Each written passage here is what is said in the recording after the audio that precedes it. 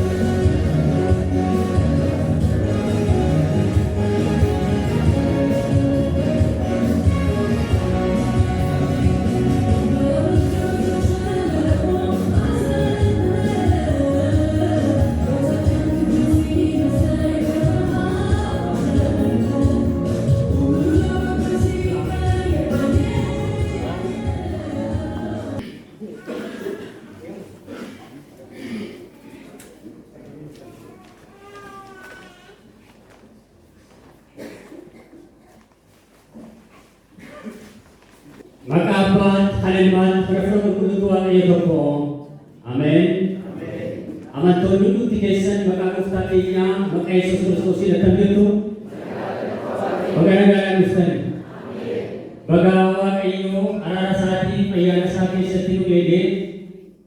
Wagay sa gabi para malamaf rajaan tuwajinte. Hujan amo bermalamati pratopang pagaliban. Palagisan. Bagaimana muslimah hafid. Ada yang Bagaimana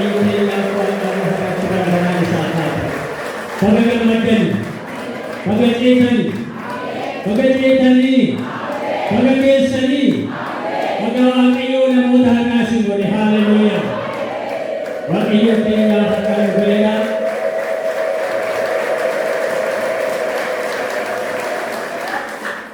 Rekicha ininufte. Gagkesa kenya ininufte. Wag iyo kenya barabaran lupa kapadang. Kanafu, sagantaa guyyaa iddoo kanatti qabnu akkuma beeksifamaa ture kennaa qulqulluutu jira wanta ta'eef sirna waaqeffannaa keenyaatiif sirna macaafa faarfannaa galata waaqayyoo keessaa 171 duraaf duuba qaba wanta ta'eef faarfachuudhaan jalqabna.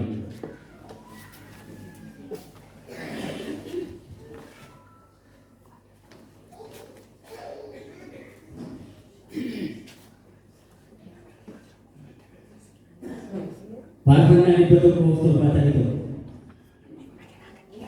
Yaa duudaa barseera gabaanaa yeroo ga'eera.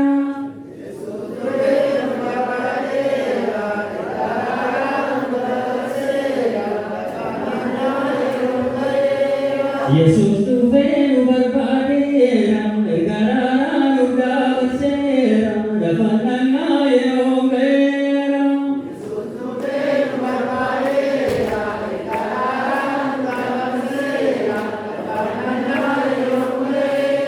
Cukkuttee oofuraan nu barbaadeera.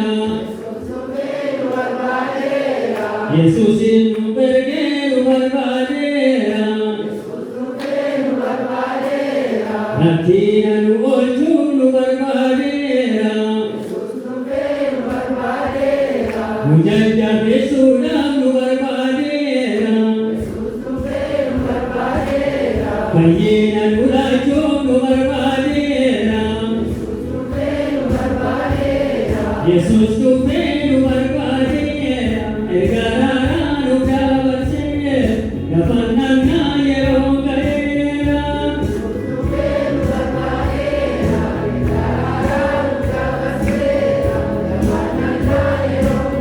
Yaadamaa maalootuu nu barbaadeera. Maalumaaf dhibooftuu nu barbaadeera. Kootaa gara gooftaa nu barbaadeera.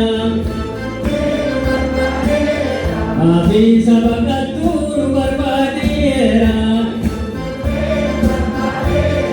Yesuus dhufee nu barbaadeera. Ergaadhaan nu dabarseera. Gabaanaa yeroo ga'eera.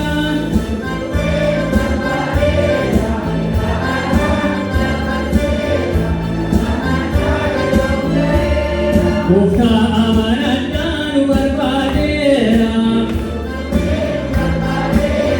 Jireenya argadhaan nu barbaadeera. Dafaarii badhaan nu barbaadeera. Araara fudhadhaan nu barbaadeera. Yesuus dhufee nu barbaadeera. Ergaadhaan nu dabarseera. Gabaanaa yeroo ga'eera.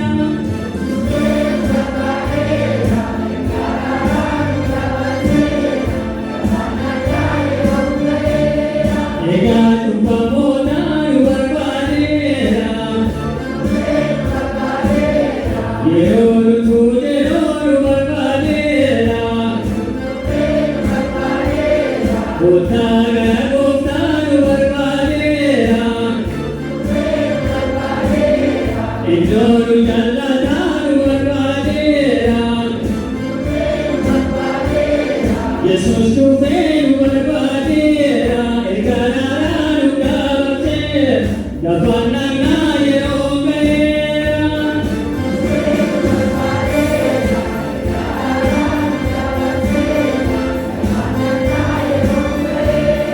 Yesuus dhufee nu barbaadeera. Ergaadhaan nu dabarseera. Gabaanaa yeroo ga'eera.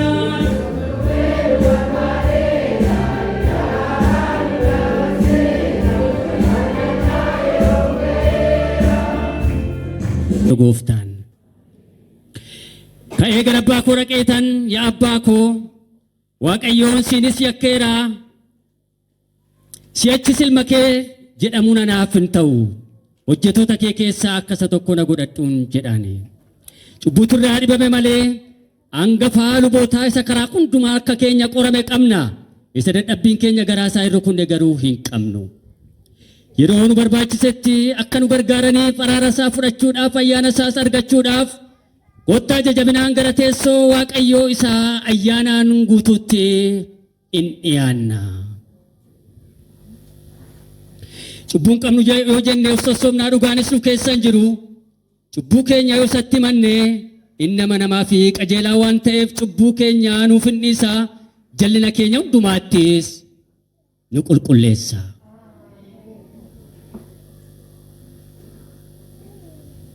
Amma walii wajjin hundumti keenya qulqulluu qulqulluu hin jenna. Qulqulluu qulqulluu qulqulluudha Waaqayyo gooftaan maccaa lafti hundinuu galata isaatiin guuteera. Hosaa'inaa mootiin maqaa Waaqayyo gooftaatiin dhufuu galateeffamaadha. Nagaan Waaqa irratti qubaanis ol Waaqa gubbaatti. Waaqayyo gooftaan isa qulqulluu mana qulqullummaa isaa keessa jira teessoon isaas Waaqarraa. Garaa cabaadhaaf hafuura gaddeebi'aa kan qabanitti dhiyoodha. Warra gaddanii cubbuu isaaniitti himatanii dhaga'aa kadhata isaanis hin dhaggeeffata. Kanaafis kottaa amantiidhaan gara teessoo ayyaana isaatti dhiyaannee Waaqayyo keenya gooftaa keenya in kadhanna. Waaqayyoof galata dhiyeessa. Waaqayyoonis in kadhanna. Kadhanna hundumti keenya in kadhanna.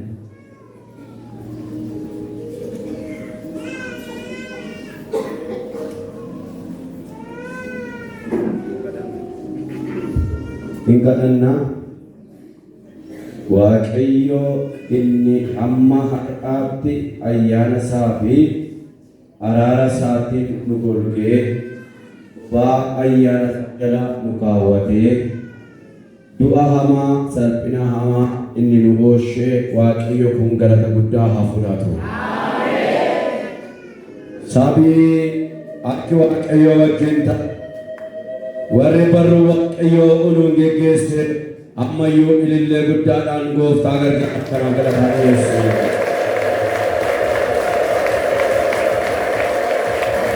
Hallelujah. Si galateeffanna Waaqayyo abbaa keenya.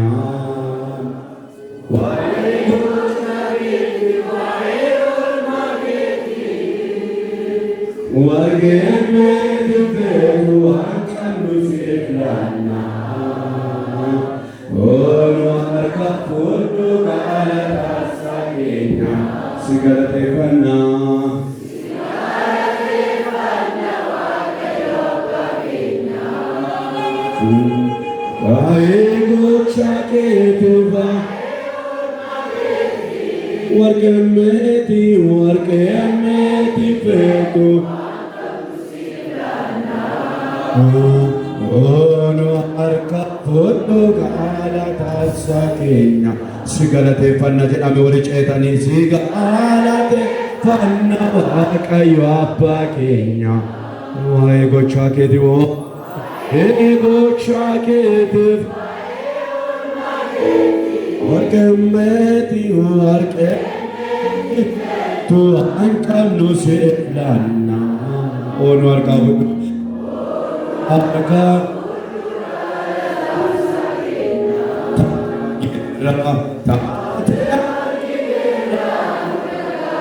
Gasa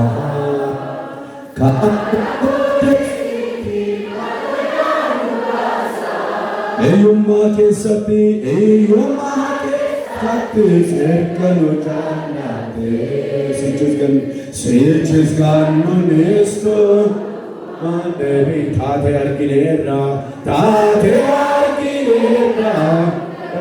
gargaarsa kana booddee sichi mataadhaan nu baasa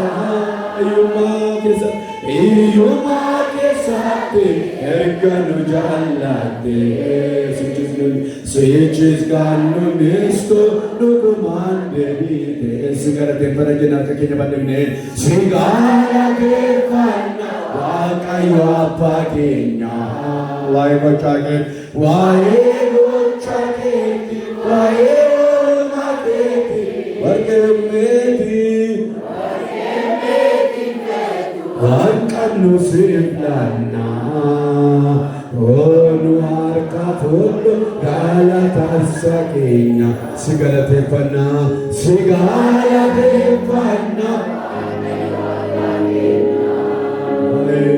Wae gochake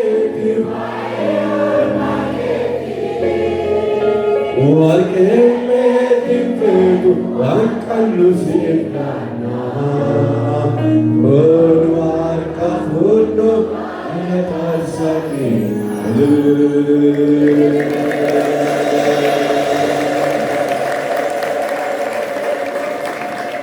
Segala tempat nawakayo apa kenya galanni sifataw Gargara saba kenya ega saba kenya Dike jirenya kenya nora chumsa kenya Ati apa kenya na ulfinnif galanni sinuwana babayyatwa Ati mooto taana gofta taana Jecha kenya waaqayyo gofta macca jireenyinu ta'e Aangoo keeti waaqayyo ati qixxeen qabdu Teessoo keerra bara moote jiraata Galateeffamuu sii ta'a ulfeeffamuu sii ta'a kabajamuu sii ta'a ulolchachuu sii ta'a ilillee sii ta'a galanni si babayyatu waaqayyo Hallelujah. Hallelujah. Ulfinni si babayyatu. Galanni si babayyatu. Jiraanne goofta hundee jireenyaa nuu taatee maqaan kee haa eebbifamu. Sabi kee waaqayyo galaana du'aa kee si haa galatu. Ijoolleen kee waaqayyo gooftaa nyamachaa nyaatamuu tasaa oollee si haa galatu. Jiraanne si haa galatu. Ulfaadhu waa'ee saba kanaa. Saba kanaa matabbaadha. Saba kanaa ati geggeessaadha. Saba kanaa ati gaachanadha. Saba kanaa ati eegaadha. Hallelujah. Galata kee. Galata kee. Galata kee. Bara hin jiraatamu jedhamnetti jireenya nuu laatte. Bara hin badu jedhanitti daangaa keenya bal'iste. Bara hin awwaalamu jedhamutti jireenya keenya mul'iste. Ulfaadhu. Ulfaadhu. Ulfaadhu. Ulfaadhu. Bara keetu nu baattetta Yesuus. Haga keetu nu baattetta Yesuus. Dallaa biddaa nutti nyaattetta Yesuus. Naannoo keenyaaf keessa keenya buufattetta Yesuus. Eegumsa kee hamma kana jedhamneef galanni si babayyatu. Ililleen saba kee teesse bira ulfina hanaanna'u. Ammayyuu sabi waaqayyo si gargaare ililleen galateeffadha. Ililleen galateeffadha. Ililleen galateeffadha. Hallelujah. Maqaan kee haa eebbifamu. Amma immoo si kadhanna. Waaqa guddaa, Waaqa qulqulluu. Ati nu ceesisuu kee yaa Waaqayyo dhugaa baana. Nu dabarsuu kee hin labsina. Amma immoo ayyaana kee nu wajjin ta'i. Hafuura kee nu wajjin ta'i. Galata nu sitti dhiyeessinu yaa Waaqayyo akka qalma toloota teessoo kee ulfinaatti olba'ee si ta'u urgaa. Yaa Waaqayyo Abbaa gara keetti dhiyaannee jirra. Jiraataa foon kee dhiiga kee hirmaachuudha. Yaa Waaqayyo Abbaa dadhabinni baroota darbe hanqinni baroota darbe yaa Waaqayyo Gooftaa humna sagalee keetiin ganama kana raawwatee nurraa haa garaagaru. Nurraa haa garaagaru. Saba keenyaa haa garaagaru. Dhoksaa kana jireenyi keenya haa haara'u. Hafuurri keenya haa haara'u. Ulfina guddaan ganama kana gidduu kanatti mul'adhu. Baana mootaa lafaa kaa'uudhaan mul'adhu. Mukkara keenya nurraa ari'uudhaan mul'adhu. Wantoota keenya nurraa cabsuudhaan mul'adhu. Tarii Waaqayyo Gooftaa nuyi guyyaa kana galataan gaafa eegallu maal maatii keera hirmaalle gaafa eegallu seeqanni waan garaagaraa qopheesse ajandaa adda addaa qopheesse iraaya waaqayyo gooftaa ayyaanuma kanallee sababa godhachuudhaan namoota baay'eetti gaddan fida jedhe yoo ta'e boo'ichaan fida jedhe yoo ta'e caban fida jedhe yoo ta'e miidhaman fida jedhe yoo ta'e maqaa gooftaa yesuusiin garba gara hadiigama hadiigamu mana keenyarraa hadiigamu naannoo keenyarraa hadiigamu mana keenyarraa hin danda'in maqaa yesuusii waldaa keessaadhaa hin danda'in saba kanaa hin danda'in jireenya isaanii kallattii gabiyya waaqayyo gooftaa hafuura gadadoo hafuura rakkinaa hafuura badii hafuura lukkubaa waan garaagaraatiin nu jiidesse waan garaagaraatiin dannuu qabee nu qummuusse barii keenya gaddaaf gaddaatti akka dhabu gochuudhaaf kan ba'e maqaa gooftaa yesuusiin gara gara hojiinsaa hadiiga bari yesuusiin hadiigamo ifannaa ofirraa ifannaa ofirraa ifannaa mayyoo ofirraa gargar baasuudhaan hin danda'in raawwatee hojiin dukkanaa kan diigame haa ta'e barichatti ajaja nuu baasi wakkichatti ajaja nuu baasi ulfina keetiin dura keenya darbe maqaa keetiin yaa waaqayyo gooftaa macaa sagantaa kana eegalla humna abidda fura qulqulluudhaan lallabaan faarfannaadhaan wanta lafa kadhatte hundumaan akka ati nu wajjin taatu jaalala kee naaf haa ta'u geggeessaa abbummaa keetiin nu wajjin darbii nu wajjin ta'i hamma dhumaatti nu geggeessi maqaa tokkicha dhaqee maqaa gooftaa keenya Iyesuus Kiristoosiin ameen. Akkuma amma jedhame macaafa Isaayyaas raajichaa boqonnaa 40 lakkoofsa 1 hanga 8tti isa jiru nan dubbisa akkas jedha. Waaqayyo keessan jajjabeessaa saba koo jajjabeessaa garaa saba Yerusaalem kan rukutu dubbadhaatii cubbuu isaa hundumaa harka waaqayyo keessaa adaba dachaa lama akka fudhate barri inni garbummaatti rakkachaa ture akka raawwate yakki isaas akka dhiifameef itti himaa jedha. Sagaleen nama lafa onaa keessaa lallabu tokko waaqayyo karaa tolchaa haraa lafa duwwaa keessattis karaa gooftaan keenya irra adeemu qajeelchaa dachaan hundinuu wal kaafamu tulluun gaarris hundinuu haa guguffifamu inni bu'aa bayii diriiraa haa ta'u inni wal caalaas wal qixxaatu yommuu ulfinni waaqayyoo ni mul'ata. Waaqayyo ofiisaatti kana waan dubbateef namni hundinuu kana arguu jira hin jedha. Sagalee tokko labsi utuu jedhu nan dhaga'e ani immoo kana irratti maal jedhee labsu nan jedhe inni immoo deebisee namni hundinuu akka margaati miidhagummaan isaas hundinuu akka daaraa bakkee keessaati. Yommuu waaqayyo hafuura isaanitti baafatu margichi hin collega daraarichis hin harca'a. Dhuguma sabichi akka margaati margichi hin collega daraarichis hin harca'a. Dubbiin waaqayyo keenyaa garuu bara baraan dhaabatee hin hafa jedhee ameen. Boqonnaa 13 lakkoofsa 1 hanga 14tti isa jiru nan dubbisa. Yeroo itti amanne caalaa amma guyyaan fayyinaa waan nutti dhiyaateef yeroon kun yeroo itti hirribaa dammaquun isinirra jiru ta'uu isaa beekaa. Halkanichi sokkee guyyichis dhiyaateera. Kanaafis kottaa hojii dukkana keessa hojjetamu ofirraa fuunee hin gannaa.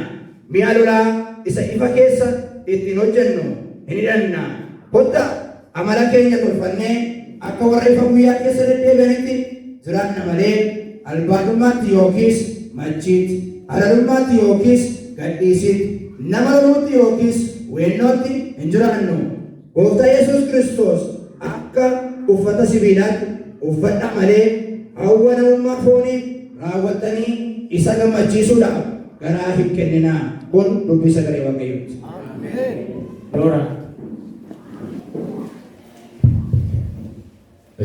Hundumaa duraan dursee nagaa fuudhaanis dhiyeessa.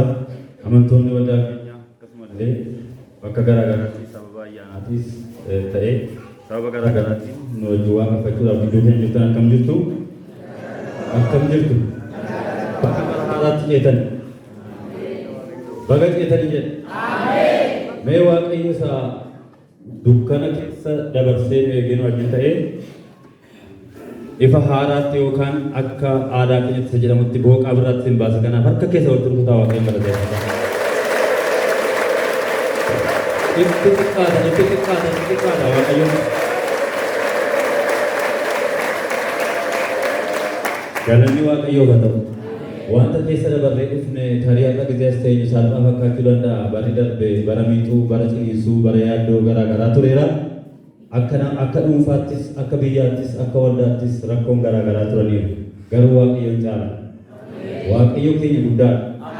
Waaqayyo kallattii hundumaatiin nu gargaaree bara kana keessa akka keenya nu qabee yeroo namni baay'een gidiraa garaa garaatti qabamee biyyi garaa garaa wanti garaa garaa dhagahamaa ture anaaf isiniin garuu hin dhageenye malee ija keenya hin argine. Galanni isaaf haa ta'u. Waan baay'ee suukkanneessaa baay'ee dhagahaa baane garuu magaalaa keenya irra hin geenye, biyya keenya irra, waldaa keenya irra, mana keenya, maatii keenya irra hin geenye. Galanni isaaf haa ta'u. Kana hundumaa kan goone gaarummaa isaatiin malee gaarii hojjennee miti. Maqaa waaqayyoo eebbifamu. Egaa beeksisaa yeroo darbe beeksisneerra sanbata beeksisnaa iddoo tokko kutaa tokko dubbiseetan raawwadhaa. Innis egaa warri gidduu kana kadhannaa waliin kadhachaa turre hundi keessanii yaadattu. Baay'een sagaleen bara kanaa sagalee jajjabeessaadha. Waaqayyo fiixaan nuuf haa baasu. Waaqayyo nutti dubbataa tureera. Karaa namoota garaa garaa kadhannaa garaa garaatti dubbataa tureera. Barri fuula keenya dura jiru gaarii nuuf haa godhu Waaqayyo. Isaayyaas 54 boqonnaa 54 lakkoofsa 2 irraa eegalee kan 8 kan dubbisaa. Innis akkas jedha. Iddoo dunkaana kee dhaabbattu bal'isii, dunkaana kee haleelii dhisii, funyoo isaa dheeressii, qofoo isaas jabeessi. Ati gara mirgaaf gara bitaatti hin dagaagda. Sanyiin kee saba warra kaanirra baay'ee biyya ni fudhata. Mandara onee ture keessa namoota isaa hin galfata. Ati si'achi hin qaanoftuuti hin sodaatiin. Ati si'achi hin yeellaasifamtu lafa sin ilaaltu hin na'iin. Arrabsamuu yeroo dagatamuu keetiin irraanfatta. Qaaniinsa yeroo haadha hiyyeessaa turtees deebitee yaadattu. Inni si uume akka abbaa manaa siif hin ta'a. Maqaan isaa Waaqayyo Gooftaa Mancaati. Inni si fure isa qulqulluu kan Israa'el. Inni guutummaa biyya lafaatiif Waaqayyodha. Ati akka dubartii utuma isheen misirummaatti jirtu abbaan manaa ishee dhiisee akka ishee garaa ishee keessatti baay'ee gadditeeti. Waaqayyo garuu deebisee si waame. Ani yeroo muraasaaf si dhiiseen ture. Amma immoo oo'a guddaadhaan walitti sin qaba. Ani baay'ee waanan sitti aareef yeroo muraasa fuula koo si duraa dhokseen ture. Amma garuu jaalala bara baraatiin siin dho'aa jedhee Waaqayyo inni si furee. Ameen. Galanni Waaqayyoof haa ta'u. Barri keenya bara inni itti aanu kun bara nagaa, bara milkinuuf haa ta'u. Egaa rakkinoota baay'ee bara darbe keessaa akkuma hundi keenya iyyuu beeknu rakkoo garaa garaa keessa dabarreerra. Waaqayyo garuu harka nu qabee akka waldaa keenyaattis, akka biyya keenyaatti, akka magaalaa keenyaatti, akka dhuunfaa keenyaatti, akka maatii keenyaatti waan baay'ee keessa nu dabarseera. Rakkoon baay'een yoo jiraate Waaqayyo rakkoo sana caalee nu wajjin ta'eera. Barri 2017 immoo egaa kan itti dhageenye waan gaggaarii kan itti nuuf raawwatu wanta nuni feenee hawwinee argachuu dadhabne baratti argan keessumaa bara tokkummaa, bara jaalalaa, bara nagaa sabni keenya dheebote bara nagaa itti nuuf deebi'u nuuf haa taasisu Waaqayyo nu wajjinaa ta'u. Egaa yeroo ayyaana kana kabaju immoo akkuma maleeffanne rakkatoota dadhaboota nu gidduu jiran yaadachuudhaan isa Waaqayyo nutti kennee dadhaboota harka qalleeyyii warra yeroo kana wanta ofitti geessan hin qabne baay'eetu jira. Sababa garaa garaatiin adaraa keessan isa kana yaadadhaa. Waaqayyo kadhata keenya isa nuun kadhanne nuuf haa dhaga'u. Biyya keenya biyya nagaa, naannoo keenya naannoo nagaa, yeroo waaqayyotti caalaatti immoo yeroo waaqayyotti siqnee waaqayyo wajjin hariiroo keenya jabeeffannu bara akkasii nuuf haa taasisu waaqayyo. Inni kan biraan hin darba waaqayyotti qabamanii jiraachuutu caala. Waaqayyotti maxxanuutu caala. Inni argamu kun inni fuulleetti nun ilaallu kun baay'een isaan darba nu dhiisee darba waan ta'eef barri nutti adeemnu kun bara caalaatti waaqayyo wajjin walii gallee jiraannu nuuf haa ta'u. Waaqayyo bara kanaa bara nagaa bara jaalalaa bara eebbaa bara tokkummaa bara obsaan waan hundumaa dandeenye nuuf haa taasisu. Ayyaanni kun ayyaana gaarii isiniif haa ta'u. Fayyaa ta'aa ulfaadhaa.